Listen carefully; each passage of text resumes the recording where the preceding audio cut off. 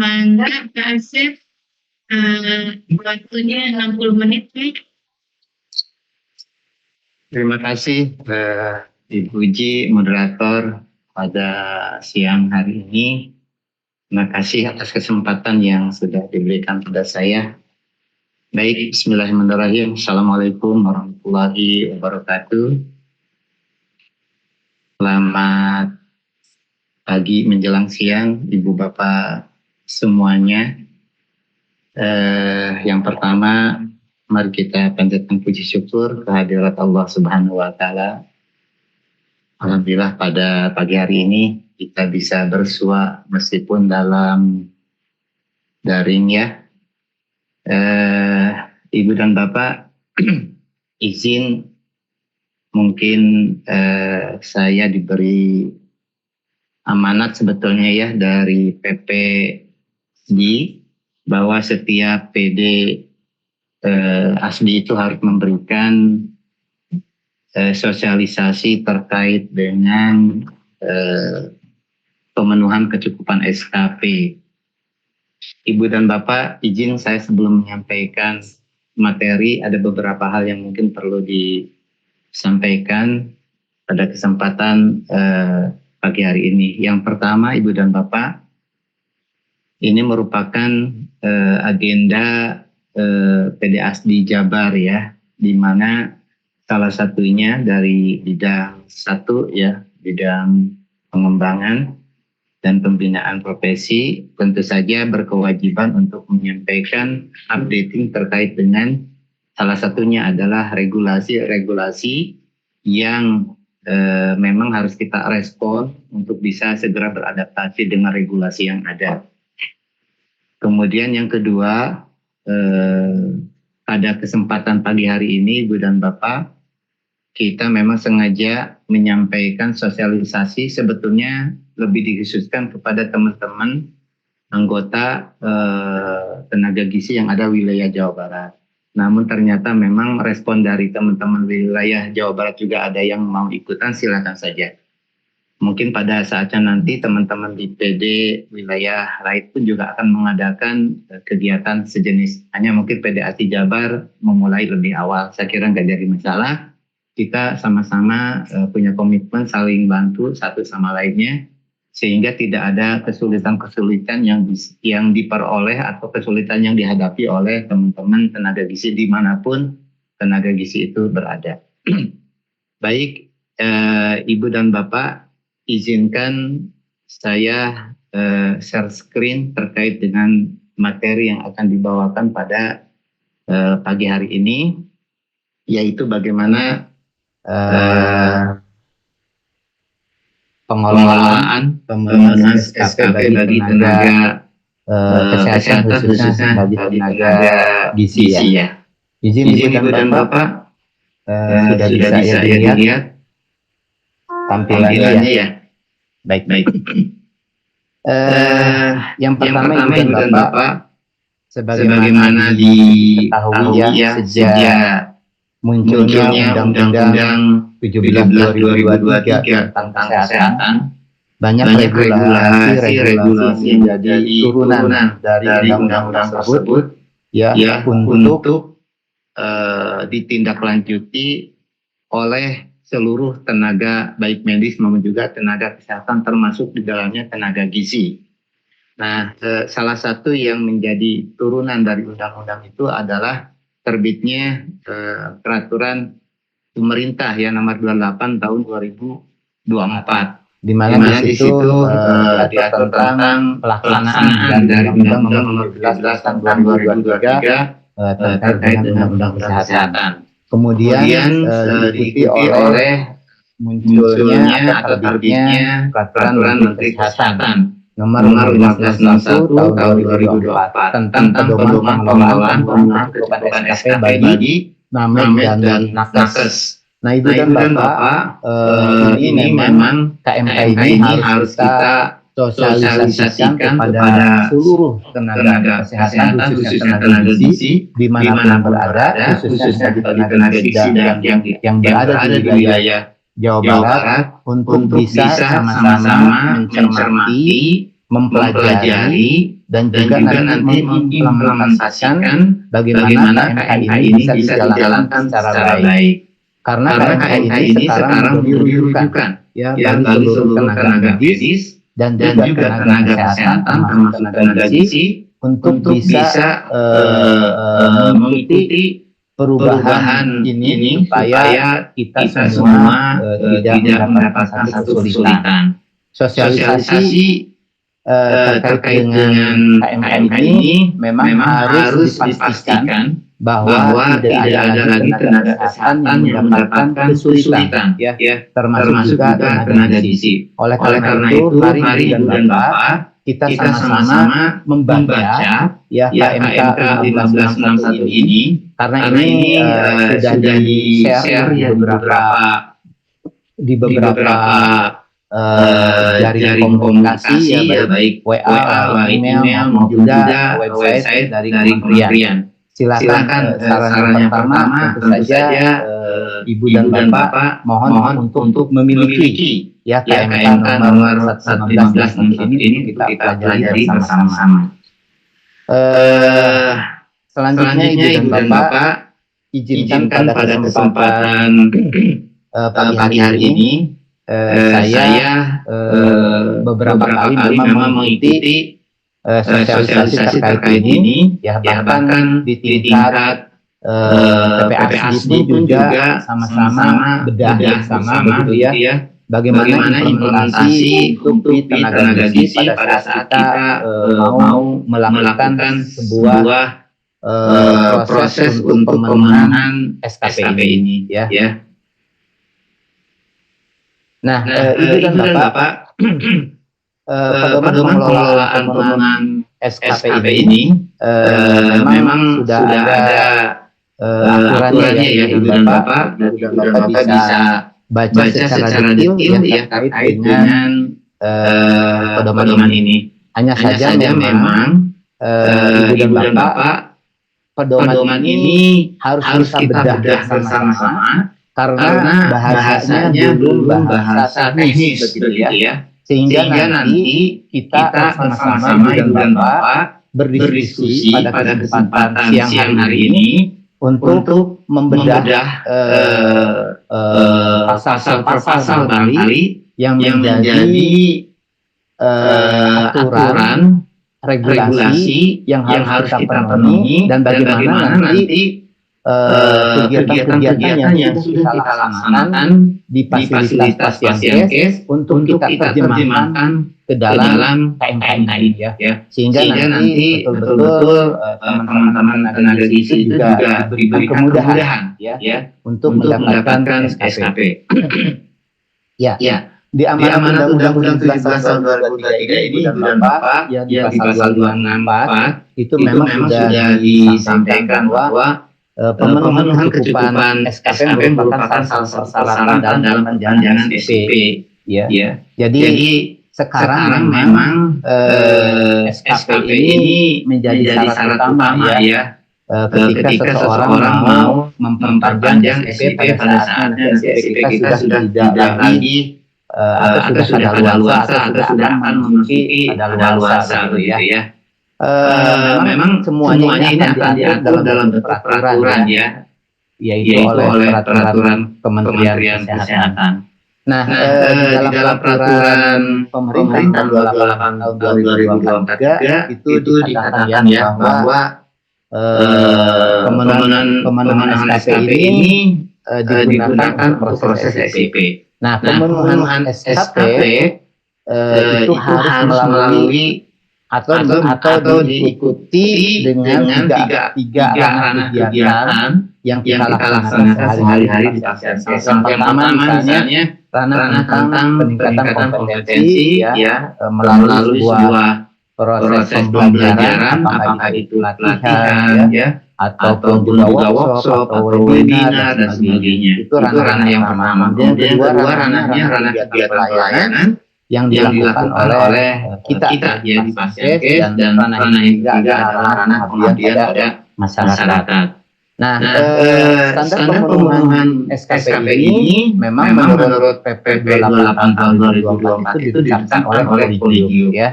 Nah, dalam hal ini kalau gizi tentu oleh Collegium gizi. Alhamdulillah ya beberapa waktu yang lalu kita sudah memiliki Collegium gizi yang baru ya, yang dikomandasi oleh Prof. Evi ya. Ibu dan Bapak memang kita memiliki satu tujuan ya, di mana tujuan ini tersedianya panduan. Jadi Recording in progress. ini berlaku untuk semua jenis profesi Ibu dan Bapak, termasuk profesi tenaga gizi. Suka tidak suka Ibu dan Bapak, ya kita harus mengikuti ini. Karena kalau tidak mengikuti ini, berarti kita tidak akan bisa memperpanjang SIP. Kalau kita tidak bisa memperpanjang SIP, ya berarti kita tidak bisa memberikan pelayanan ya. Nah, wabil khusus tentu saja ya selain menjadi panduan, tentu saja ya bagi lembaga kegiatan pembelajaran ya seperti LDP dan sebagainya, ini juga sebagai acuan ya di dalam proses penyelenggaraan pembelajaran ya. Kan kita alhamdulillah ya di GISI sudah punya LDP GISI Swasta Arena ya, yang selalu membantu profesi ataupun juga siapa yang akan menyelenggarakan pembelajaran. Ini juga menjadi acuan ya. Jadi nanti Dan Ibu dan Bapak Bapak jangan heran ya. Nanti tentu pada saat kita mau melaksanakan penyelenggaraan pembelajaran, kita meminta LDP menjadi acuan pengeluaran SKP-nya itu berbasis pada ini ya Ibu dan Bapak. Ya. Nah, untuk Collegium tentu sebagai acuan peningkatan dan menjaga kompetensi tenaga gizi itu sendiri ya. Nah, bagi Konsil Kesehatan Indonesia ini juga dalam upaya pembinaan teknis spesial. Jadi memang KMK ini akan digunakan oleh tenaga kesehatan, tenaga lembaga seperti akreditasi, Collegium dan juga Konsil.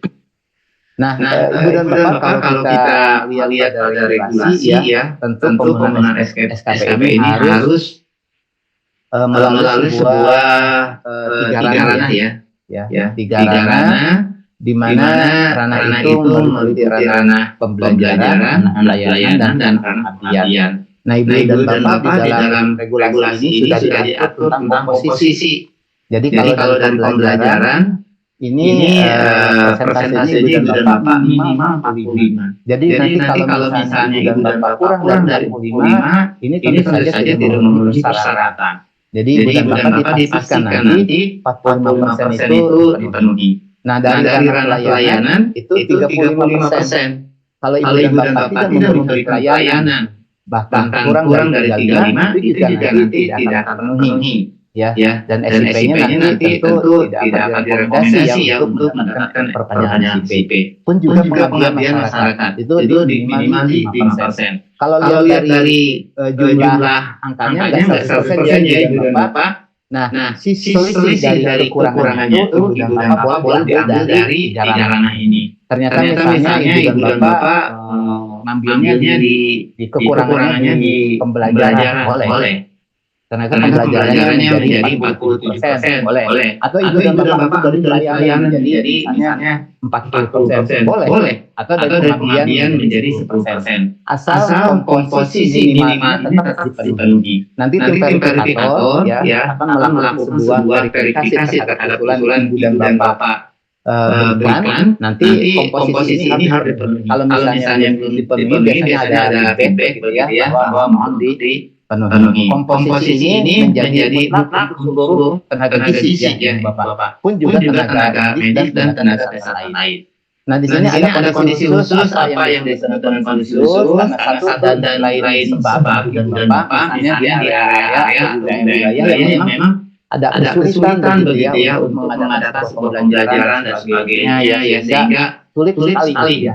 Nah, ini ternyata sudah diberikan ruang tersendiri ya oleh KMK ini. Tetapi kondisi khusus memang ditetapkan oleh Kementerian dari Ibu dan Bapak. Kita tidak bisa misalnya di wilayah Jawa Barat di daerah tertentu kemudian berasumsi itu kondisi khusus begitu tidak bisa. Jadi bukan berdasarkan atas penilaian pribadi ya. Ini harus dilakukan oleh kementerian ya. Biasanya sih daerah-daerah terpencil ya di wilayah Indonesia yang memang jangkauan untuk kegiatan pelatihan, webinar dan sebagainya itu terbatas.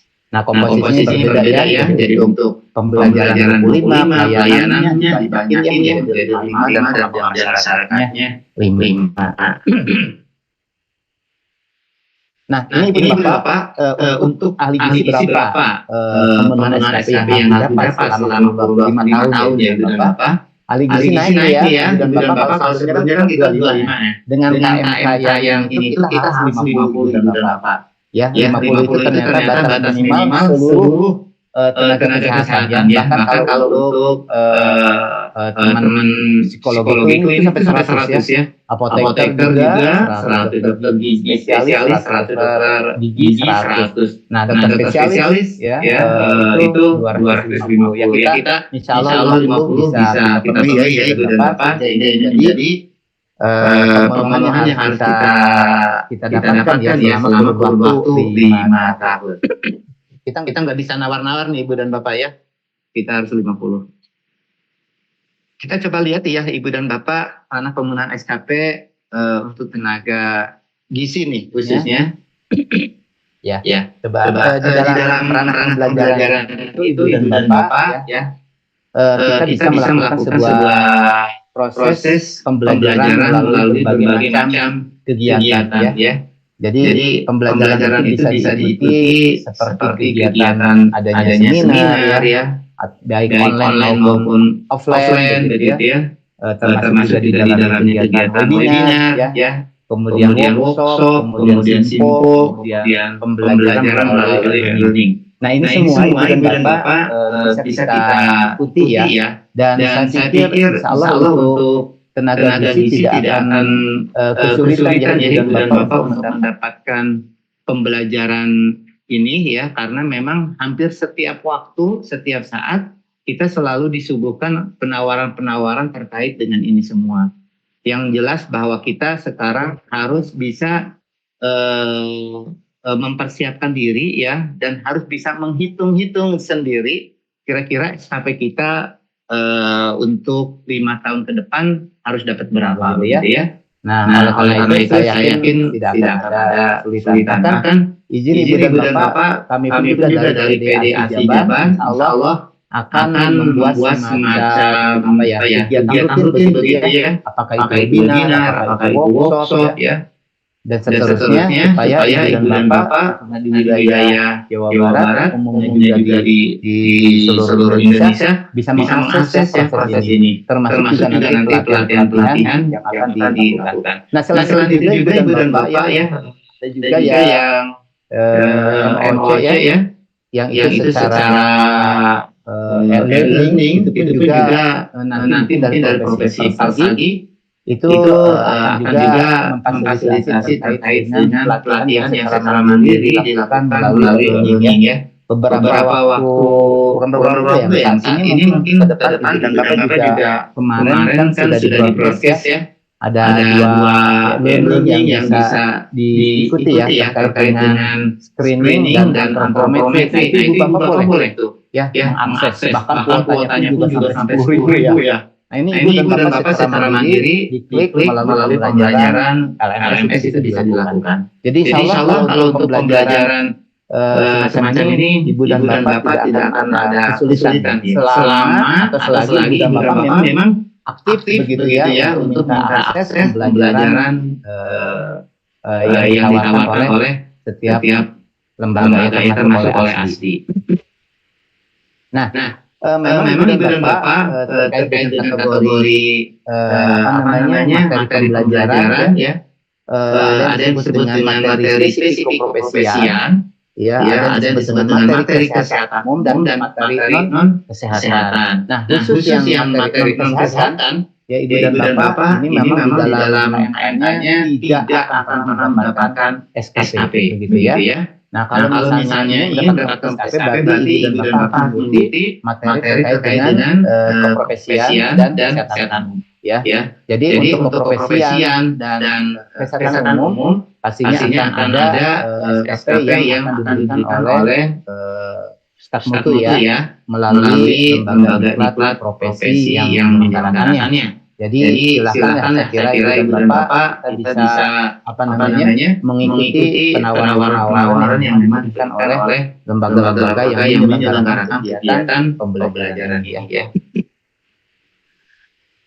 Skala pembelajaran itu memang Ibu dan Bapak ada yang sifatnya lokal dan nasional dan internasional ya. Nah, untuk yang lokal pelaksanaannya memang diselenggarakan oleh instansi lokal gitu ya. Misalnya di Pasienkes gitu ya. Apakah itu misalnya di rumah sakit ya, atau puskesmas ya, itu sifatnya pelaksanaan lokal ya. Kalau nasional ya sifatnya misalnya kegiatan yang diselenggarakan yang bisa diikuti oleh seluruh tenaga kesehatan dalam negeri. Nah, kalau internasional melibatkan negara-negara di luar negara Indonesia gitu ya. Pun juga termasuk peserta-pesertanya ya. Nah, kalau untuk lokal khusus misalnya untuk tenaga yang ada di Pasienkes nasional, tenaga gizi yang secara nasional kita bisa mengikuti lintas provinsi. Kalau internasional boleh diikuti oleh tenaga-tenaga di luar negara Indonesia. Nah, narasumber tuh tentu saja Ibu dan Bapak, kalau lokal ya bisa berasal dari dalam negeri ataupun juga luar negeri, nggak jadi masalah, gitu ya. Untuk nasional, Ibu dan Bapak pun juga berasal dari luar ataupun juga dalam negeri. Dengan JEP kurang dari 50% narasumber nasional. Nah, kalau internasional, untuk narasumbernya, JEP-nya tidak boleh kurang dari 50%, ya. Bahkan harus lebih dari 50% itu berasal dari luar negeri. Nah, ini Ibu dan Bapak jenis kegiatan pembelajaran yang memang non pelatihan ya. Jadi seminar ini memang seminar atau webinar ini memang pertemuan-pertemuan ilmiah dalam upaya peningkatan kompetensi terkait dengan ranah-ranah bidang spesialnya ya, baik dalam bentuk luring maupun juga daring. Dan ini sebetulnya bisa melingkupi bukan hanya profesi gizi saja, mungkin saja bisa kita kolaborasi dengan profesi-profesi yang lain. Ini jadi dimungkinkan ya. Kemudian workshop, nah ini kan forum ilmiah dalam upaya peningkatan kompetensi terkait dengan peningkatan keterampilan profesi ya, yang diberikan oleh para pakar begitu ya, para praktisi di bidangnya. Simposium ya atau konferensi ini juga tujuannya untuk pengumpulan ide-ide, pendapat, konsep begitu yang dilakukan oleh para pakar-pakar ya begitu, dalam rangka misalnya membahas satu kajian ilmiah tentang topik-topik yang mungkin sedang in ya, kemudian ada hasil penelitian yang mungkin bisa dipublish dan sebagainya. Ini silakan bisa dilakukan melalui simposium. Nah, ini pembelajaran mandiri ya akan dilakukan melalui MOC ya, Massive Open Online Course begitu ya. Dan saya kira nanti dari profesi terutama memang lagi harus sering-sering juga ya memfasilitasi terkait dengan MOC ini ya, sehingga kita bisa secara mandiri belajar melalui MOC ya. Oke. Nah, ini Ibu dan Bapak jumlah SKP yang diberikan ya secara proporsional ya terkait dengan jam efektif pembelajaran. Nah, di sini kan tadi saya sampaikan bahwa kegiatan itu skopnya bisa lokal, bisa nasional dan internasional. Dan kemudian di sini ada proses pembelajaran bisa dilakukan melalui webinar, simposium, workshop, juga pembelajaran melalui learning ya. Nah, di sini ada matrik terkait dengan nilai SKP dan juga nilai maksimal SKP. Jadi kalau misalnya pembelajaran lokal ya, itu ternyata di sini ada aturan ya Ibu dan Bapak bahwa peserta atau moderator itu sudah diatur nih. 1 JEP-nya itu diberikan 0,5 SKP. Tapi untuk narasumber 1 JEP-nya itu 1 SKP gitu ya. Nah, tetapi ada batas maksimal Ibu dan Bapak. Ya, maksimalnya itu 2 SKP per kegiatan. Jadi tidak bisa lebih dari ini. Kalau yang sifatnya nasional ya, untuk kegiatan seminar webinar ini peserta atau moderator itu 1 JEP-nya itu 1 SKP, Ibu dan Bapak. Untuk narasumber 1 JEP-nya 2 SKP. Ini ada nilai maksimal untuk peserta dan moderator ya itu 5 SKP per hari atau 8 SKP per hari begitu ya. Nah, untuk internasional ini juga ada ketentuan Ibu dan Bapak, 1 JIP-nya 2 SKP ya. Untuk narasumber 1 JIP-nya bisa 4 SKP ya. Untuk workshop begitu juga ya Ibu dan Bapak, ada nilai-nilai SKP yang memang sudah ditentukan dan ini menjadi pedoman untuk semuanya ya. Kalau untuk kita mah sebetulnya menunggu aja bahwa ini webinar, ini workshop, sekian SKP aja begitu ya. Ketika kita ikutin, ya udah aja itu kita dapatkan begitu ya. Nah, ini sebetulnya memang diperuntukkan bagi penyelenggara ya, bagi kolegium ya, bagi mungkin LDP yang memang ini menjadi aturan baku yang bisa kita sama-sama pelajari begitu ya. Jadi mungkin saja nanti pada saat kita mengikuti pelatihan atau workshop atau webinar tertentu, kok nggak sesuai ya dengan apa yang sudah dimunculkan ke KMK. Nah, boleh saja kita nanti menjadi evaluasi ya, kenapa tidak sesuai begitu ya. Right. Ini juga sama Ibu dan Bapak, kegiatan pelatihan ya, ada yang sifatnya nasional maupun juga internasional. Di sini ada ketentuan Bapak ya untuk peserta itu kalau misalnya mengikuti pelatihan yang sifatnya teknis keprofesian 1 sampai 20 JPL itu diberikan 5 begitu ya. Kalau misalnya MOOC itu maksimal 2. Begitu juga seiring dengan jumlah JPL-nya yang banyak, maka SKP pun juga kita akan dapat banyak ya. Ibu dan Bapak bisa lihat ya di tabel ini, tren makin banyak JPL itu makin banyak SKP-nya begitu ya Ibu dan Bapak. Pun juga untuk pembicara ya, atau fasilitator atau instruktur. Jadi udah difasilitasi ya Ibu dan Bapak. Jadi di sini pun juga sama, semakin banyak kita JPL-nya juga semakin banyak SKP yang diperoleh. Nah, ini Ibu dan Bapak, kita coba lihat ya contoh ranah pembelajaran untuk profesi gizi. Nah, kita tahu ya tadi Ibu dan Bapak di regulasinya di KMK ya bahwa pembelajaran itu kan minimal 45% ya Ibu dan Bapak. Jadi kalau kita lihat nih, yang perlu kita siapkan itu Ibu dan Bapak di ranah pembelajaran itu adalah berupa sertifikat dan surat tugas. Jadi Ibu dan Bapak kalau mengikuti proses pembelajaran baik seminar, workshop ya ataupun juga seminar mandiri melalui online, kita buktikan nanti dengan sertifikat. Begitu juga dengan pelatihan. Ya. Nah, jadi sertifikat dan surat tugas ini akan digunakan sebagai pembuktian bahwa kita mengikuti proses pembelajaran. Baik nasional maupun juga internasional, ini sama Ibu dan Bapak ya. Sertifikat dan surat tugas ini menjadi pembuktian bahwa kita mengikuti pembelajaran. Izin Ibu Bapak, suara saya terdengar nggak ya? Menggema di saya ya? Jelas. Suaranya double. Halo? Halo? Izin Ibu dan Bapak? Tadi menggema, tapi sekarang nggak menggema. Aman ya? Udah amat, Oke. Pak. Baik. Udah. Kalau tadi menggema, jadi saya takutnya nggak jelas gitu suara saya. Baik. Saya lanjut Ibu dan Bapak. Nah, sekarang bagaimana tentang ranah pelayanan ya terkait dengan kegiatan profesi gizi. Memang di KMK Ibu dan Bapak, ranah ini banyak banget ya. Ranah kegiatan pelayanan ini ya.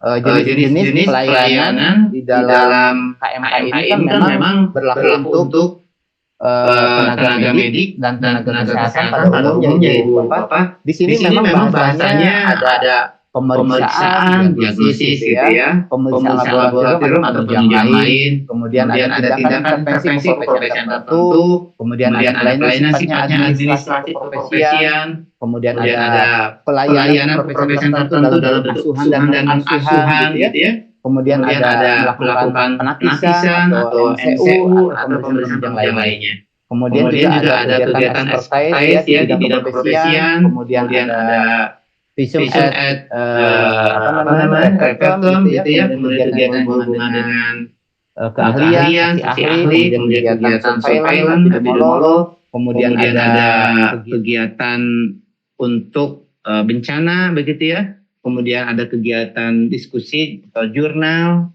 kemudian ada laporan kasus, ada mengikuti diskusi-diskusi kasus, kemudian ada pendidikan lanjut keprofesian, kemudian ada pendidikan lanjut keprofesian dengan gelar, tanpa gelar, penelitian, publikasi, kegiatan manajerial, kegiatan lain yang berkaitan dengan keprofesi. Jadi ada 21 Ibu dan Bapak kalau kita lihat pada KMK-nya ya. Sekarang bagaimana kalau aplikasinya di keprofesian gizi? Mari kita Ibu dan Bapak sama-sama ya kita berdiskusi ya.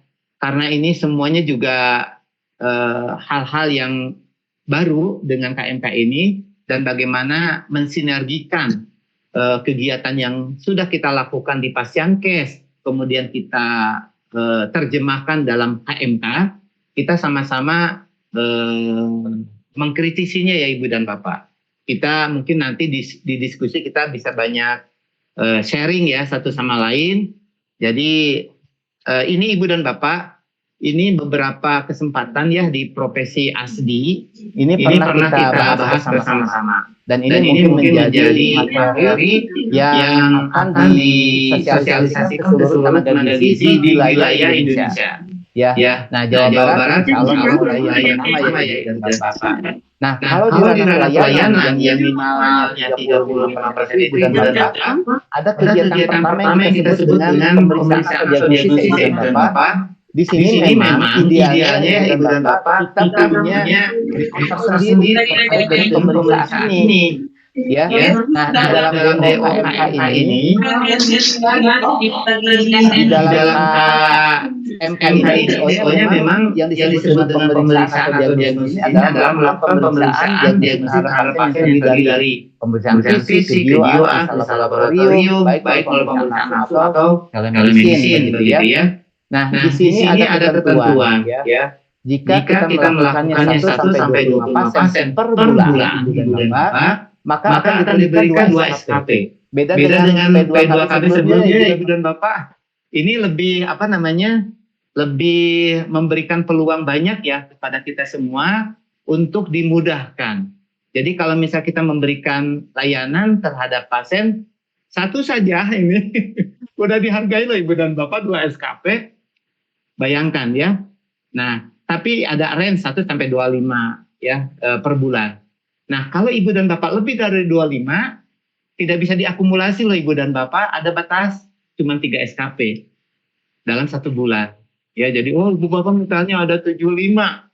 Oh, kemudian Ibu dan Bapak karena 25 misalnya menjadi kebetulan ini sama ya. 2 kali 3 kali 4 menjadi 6 enggak gitu Ibu dan Bapak. Lebih dari 25 ya per bulan cuma 3 SKP begitu ya. Nah, Ibu dan Bapak, ini yang perlu dibuktikan itu adalah memang misalnya terhadap pegawai yang misalnya ada kegiatan memang melakukan sebuah penilaian terhadap status gizi pegawai, anak sekolah, balita, mungkin bisa juga diakui sebagai sebuah kegiatan yang dilakukan oleh teman kita begitu ya. Yang kata kuncinya ini dibuat laporannya ditandatangani oleh atasannya ya. Yang lain Ibu dan Bapak misalnya expertise di bidang keprofesian ya. Ini sebetulnya bukti-buktinya bagaimana kita melakukan sebuah pembahasan kasus misalnya atau misalnya hasil riset atau hasil penelitian. Kemudian kita diskusikan bersama pakar-pakar, kemudian dipublish, kemudian diskusi bersama itu juga bisa ya. Dibuat aja bukti-bukti laporan catatan yang sudah dilakukan terkait dengan expertise itu di bidang keprofesiannya kan tidak masalah. Nah, kemudian yang visum saya kira kita agak kesulitan seperti apa ya, kemarin juga tidak khusus ya. Kemudian apalagi nih epidemiolog, ya kegiatan epidemiologi surveillance misalnya. Nah, ini mungkin teman-teman yang sudah familiar ya, teman-teman di dinas kesehatan atau di puskesmas ya, kegiatan surveillance ini silakan saja kan dibuat semacam bukti kegiatannya. Nah, nanti Ibu dan Bapak kan biasanya kan melakukan sebuah kegiatan surveillance ya, untuk misalnya apa kegiatan terkait dengan kasus-kasus yang memang yang menjadi program di puskesmas, dinas kesehatan. Pak, ini lakukan aja Ibu dan Bapak, nanti dibuktikannya juga ada penghargaan setiap kali kegiatan kita diberikan 0,5 SKP per 5 jenis kegiatan ya Ibu dan Bapak. Kemudian wabah, penanggulangan kejadian luar biasa, wabah bencana gitu ya. Nah ini Ibu dan Bapak, ini juga kegiatan-kegiatan yang bisa dihargai ya, dalam bentuk misalnya pemberian surat tugas dan laporan kegiatan pelaksanaan kalau ada kegiatan bencana misalnya Ibu dan Bapak. Biasanya ini kan kalau Persagi Jabar mah sudah rutin ya, kalau setiap ada kegiatan ini selalu melakukan kegiatan di mana bencana itu terjadi misalnya atau wabah itu terjadi, dan ini bisa diakui sebagai satu kegiatan teman-teman ya, itu nilainya cukup besar ya, 5 SKP untuk sekali kegiatan. Kemudian ada laporan kasus baik ilmiah maupun profesian, artikel atau mini lecture pembelajaran itu bisa diakui ya Ibu dan Bapak. Jadi kalau kita menyajikan satu artikel ya, atau misalnya kegiatan ilmiah hasil penelusuran perpustakaan, itu nggak ada masalah Ibu dan Bapak ya. Kemudian kita buatkan bentuk pelaporannya, kemudian dipresentasikan. Bahkan kalau misalnya ada sertifikat terkait dengan kegiatan ini, gampang, dan itu juga diakui ya, dan bisa diberikan SKP-nya ya, sesuai dengan ketentuan yang ada di dalam KMK ya.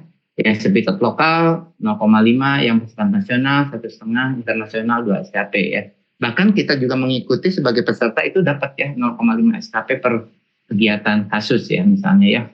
Kemudian mengikuti diskusi kasus-kasus internal ya, ini pun juga saya kira udah jelas ya, bagaimana nanti sebagai peserta, sebagai presentan, sebagai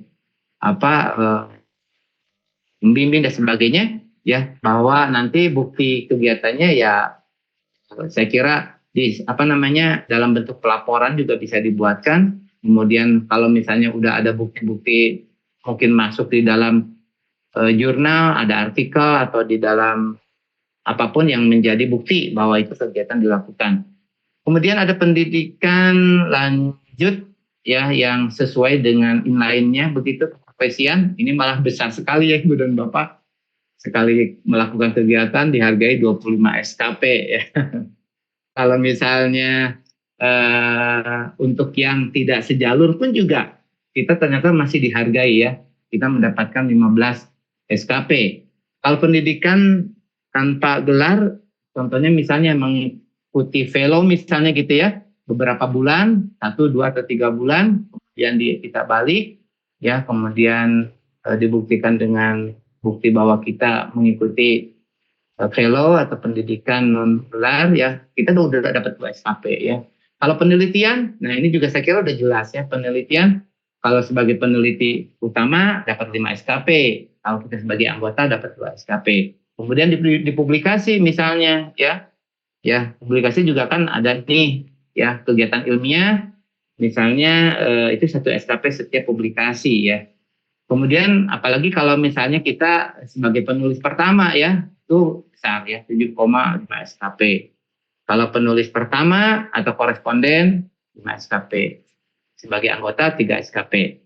Nah kalau internasional ya juga kita dihargai sebagai penulis pertama 7,5, sebagai penulis anggota 3, dan kegiatan ilmiah populer dapat 0. Oke. Nah ini kegiatan yang sifatnya manajerial pelayanan kesehatan ya. Ada ahli gizi sebagai direktur. Sebagai kepala puskesmas saya kira ada ya. di beberapa rumah sakit ahli gizi sebagai kepala puskesmas ternyata dihargai loh Ibu dan Bapak ya. Kemudian sebagai manajer misalnya ya, manajer pelayanan kesehatan, sebagai manajer penunjang misalnya, sebagai manajer ketua komite dan sebagainya. Ini saya kira ini manajerial. Ini ternyata dihargai ya. Ada nilai maksimal SKP untuk per tahunnya bisa dapat 10 nih Ibu dan Bapak. Tapi memang ada batas maksimal ya untuk kurun waktu 5 tahun tuh 30 SKP. Nah saya kira ini dibuktikan dengan SK ya. Dari instansi di mana dia ditunjuk sebagai direktur, kepala puskesmas, manajer, ketua komite dan seterusnya begitu ya. Kemudian kegiatan lain berkaitan dengan keprofesian misalnya sebagai dosen ya, kemudian apalagi ya, pemantauan mutu, kemudian penyusun, penguji. Saya kira ini dihargai ini ada 5 SKP per kegiatan ya. Ini dibuktikan dengan SK ya dari instansi terkait yang ditunjuk sebagai dosen, pemantau, sebagai reviewer ya, sebagai mitra bestari ya, seterusnya ini bisa dihargai. Oke. Nah, Ibu dan Bapak memang ke depan ya, tapi ini belum. Kita akan berbasis semuanya pada medical record.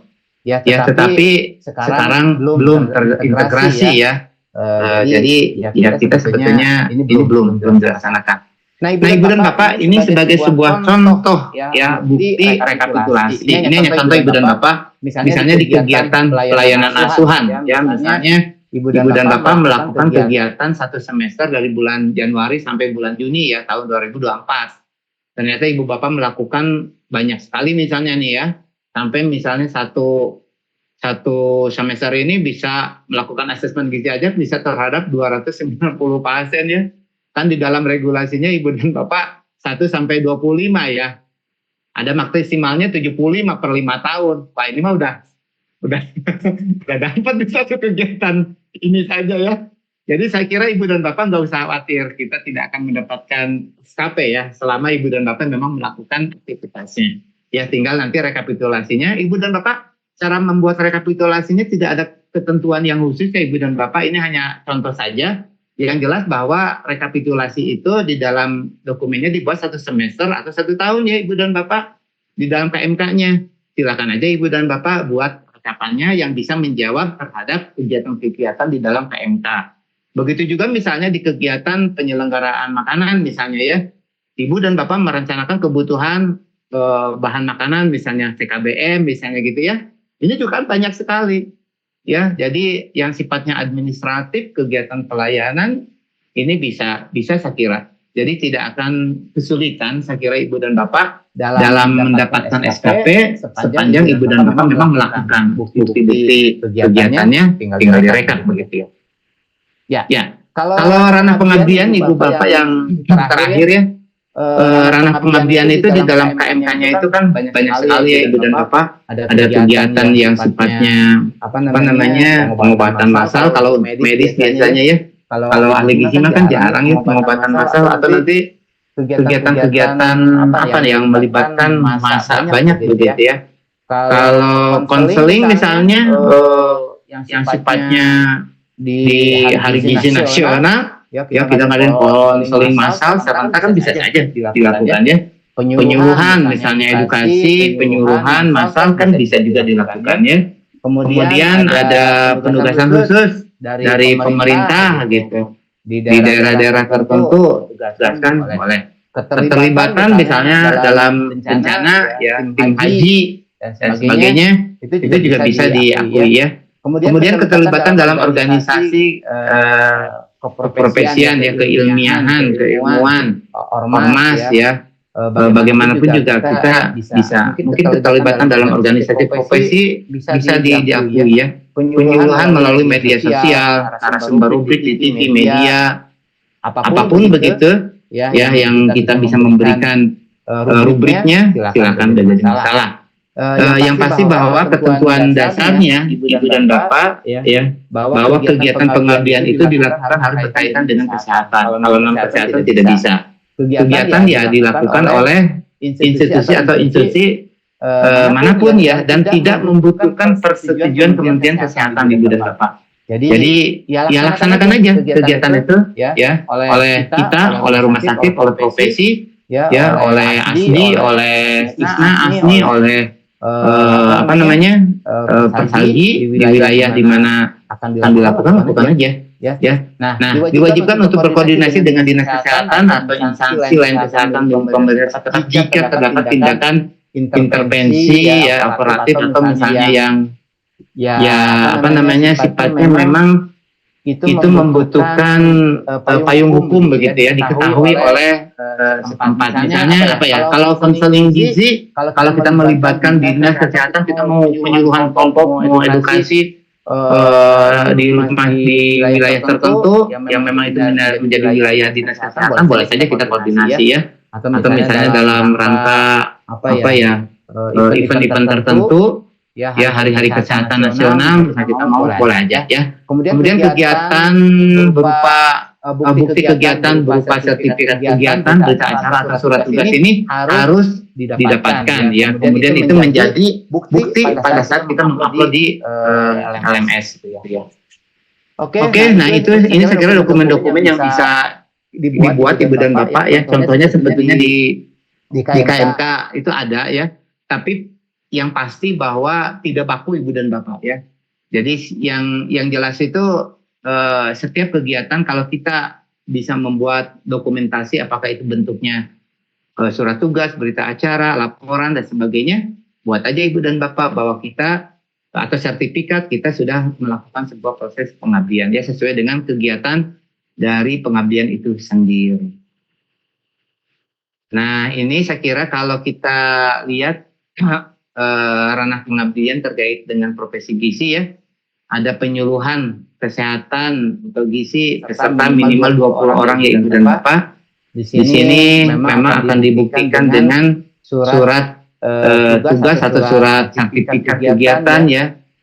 Kita dapat sertifikat penyuluhan, nah itu kan bisa dijadikan bukti. Kemudian keterlibatan dalam tim khusus, relawan, mungkin bisa kita dalam surat tugas atau berita acara atau laporan, nggak ada masalah ya. Terlibat dalam organisasi keilmuan, misalnya kita SK kepengurusan ya, kepengurusan Persalgi, kepengurusan Asdi, kepengurusan di organisasi masyarakat yang memang melakukan aktivitas kegiatan kesehatan itu juga bisa Ibu dan Bapak ya. Kemudian penyuluhan di media sosial baik lokal maupun juga nasional dibuktikan dengan materi apa materinya, kemudian kita verifikasi misalnya oleh siapa begitu yang memang punya otoritas untuk verifikasi, pun juga sebagai narasumber ya dalam bentuk misalnya penugasan dari siapa begitu ya, kemudian bukti misalnya kita capture kegiatan diunggah di media sosialnya, di capture aja atau misalnya di TV dan sebagainya, itu juga bisa dihargai sebagai ranah pengabdian untuk kegiatan profesi terkait gizi ya. Saya kira itu Ibu Uji yang bisa saya sampaikan terkait dengan KMK 1561. Mudah-mudahan apa yang saya sampaikan ini setidaknya bisa membuka kita bahwa kegiatan yang sudah kita lakukan di Mas Yangkes itu bisa kita terjemahkan ke dalam KMK sehingga kita dimudahkan untuk melakukan upload ke dalam laman sehat, dan nanti pada saat diverifikasi verifikator punya keyakinan bahwa memang ini yang bisa diverif ya, dan sehingga teman-teman bisa dengan mudah pada saat nanti melakukan sebuah perpanjangan SIP. Terima kasih teman-teman semuanya atas perhatiannya. Kembali ke